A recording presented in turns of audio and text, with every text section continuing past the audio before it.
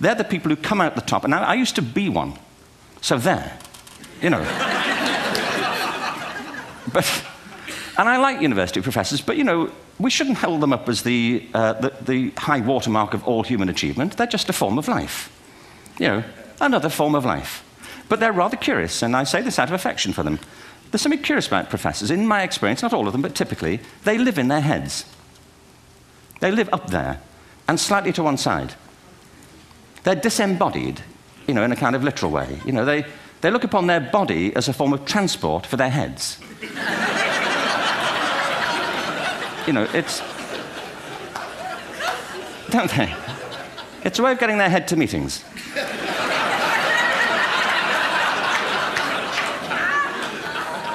If you want real evidence of out-of-body experiences, by the way, get yourself along to a residential conference for senior academics and pop into the discotheque on the final night. And there you will see it. Grown men and women writhing uncontrollably off the beat. Waiting to it ends so they can go home and write a paper about it. Now, our education system is predicated on the idea of academic ability. And there's a reason. The whole system was invented around the world. There were no public systems of education really before the 19th century. They all came into being to meet the needs of industrialism. So the hierarchy is rooted on two ideas. Number one, that the most useful subjects for work are at the top. So you were probably steered benignly away from things at school when you were a kid, things you liked, on the grounds you would never get a job doing that. Is that right? Don't do music, you're not going to be a musician. Don't do art, you won't be an artist. Benign advice, now profoundly mistaken. The whole world is engulfed in a revolution. And the second is academic ability, which has really come to dominate our view of intelligence because the universities designed the system in their image. If you think of it, the whole system of public education around the world is a protracted process of university entrance. And the consequence is that many highly talented, brilliant, creative people think they're not, because the thing they were good at school wasn't valued or was actually stigmatized. And I think we can't afford to go on that way. In the next 30 years, according to UNESCO, more people worldwide will be graduating through education than since the beginning of history. More people. And it's the combination of all the things we've talked about, technology and its transformational effect on work, and demography and the huge explosion in population. Suddenly, degrees aren't worth anything. Isn't that true? When I was a student, if you had a degree, you had a job. If you didn't have a job, it's because you didn't want one. And I didn't want one, frankly. So, but now, kids with degrees are often heading home to carry on playing video games because you need an MA, where the previous job required a BA, and now you need a PhD for the other. It's a process of academic inflation, and it indicates the whole structure of education is shifting beneath our feet. We need to radically rethink our view of intelligence. We know three things about intelligence. One, it's diverse. We think about the world in all the ways that we experience it. We think visually, we think in sound, we think kinesthetically, we think in abstract terms, we think in movement. Secondly, intelligence is dynamic.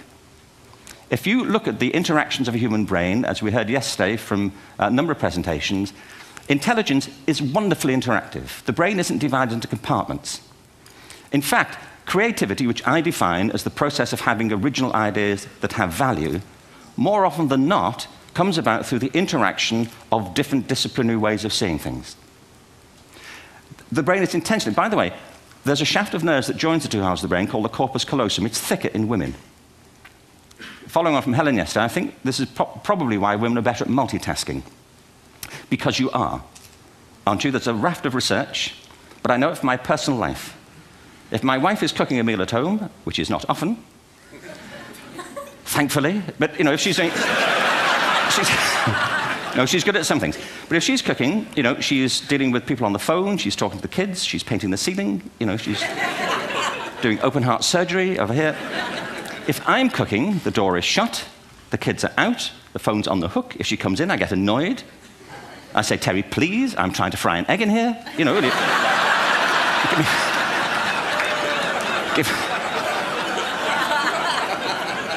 give me a break.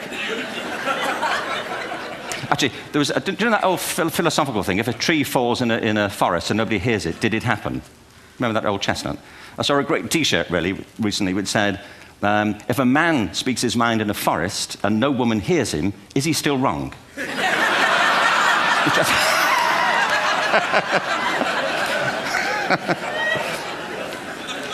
And the third thing about intelligence is it's distinct. I'm doing a new book at the moment called Epiphany, which is based on a series of interviews with people about how they discovered their talent. I'm fascinated by how people got to be there. It's really prompted by a conversation I had with a wonderful woman who most people have never heard of. She's called Gillian Lynn. Have you heard of her? Some have. She's a choreographer, and everybody knows her work. She did Cats and Phantom of the Opera. She's wonderful. I used to be on the board of the Royal Ballet in England, as you can see. And anyway, Gillian and I had lunch one day. I said, how'd you get to be a dancer? And she said it was interesting. When she was at school, she was really hopeless. And the school in the 30s wrote to her parents and said, we think Gillian has a learning disorder.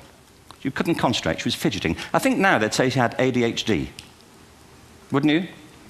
But this was the 1930s, and ADHD hadn't been invented, at this point. So it wasn't an available condition. People weren't aware they could have that.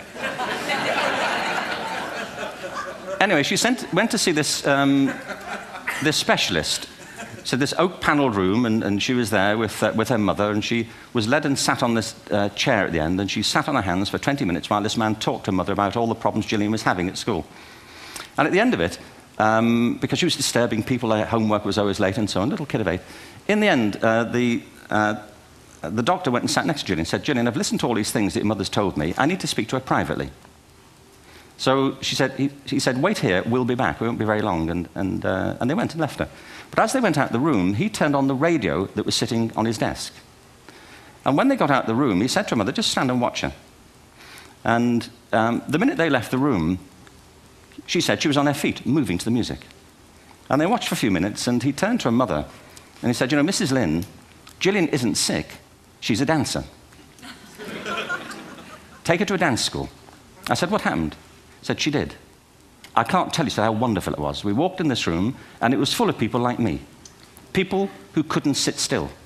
People who had to move to think. Who had to move to think.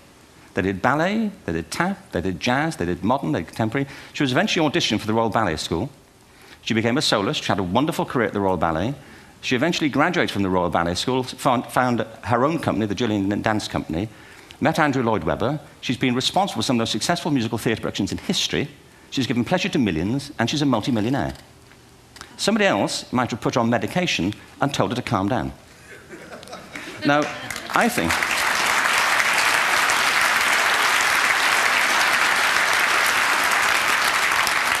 What I think it comes to is this. Al Gore spoke the other night about ecology and the revolution that was triggered by Rachel Carson.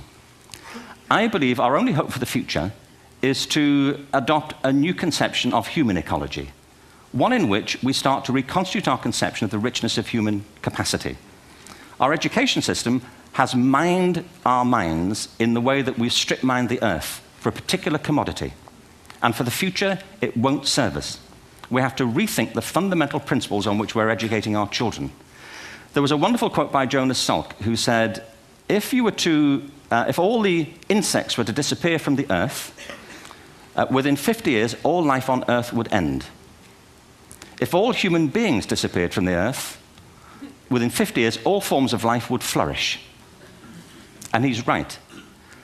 What TED celebrates is the gift of the human imagination.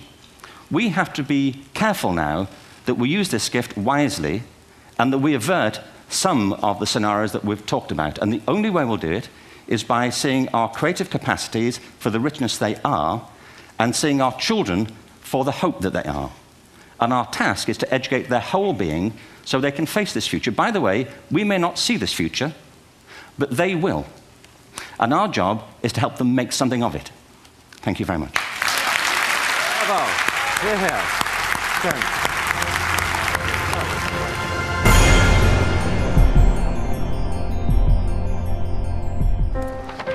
What if great ideas weren't cherished?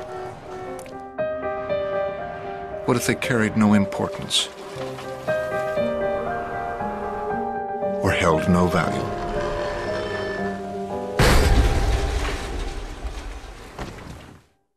There is a place where artistic vision is protected, where inspired design ideas live on to become ultimate driving machines.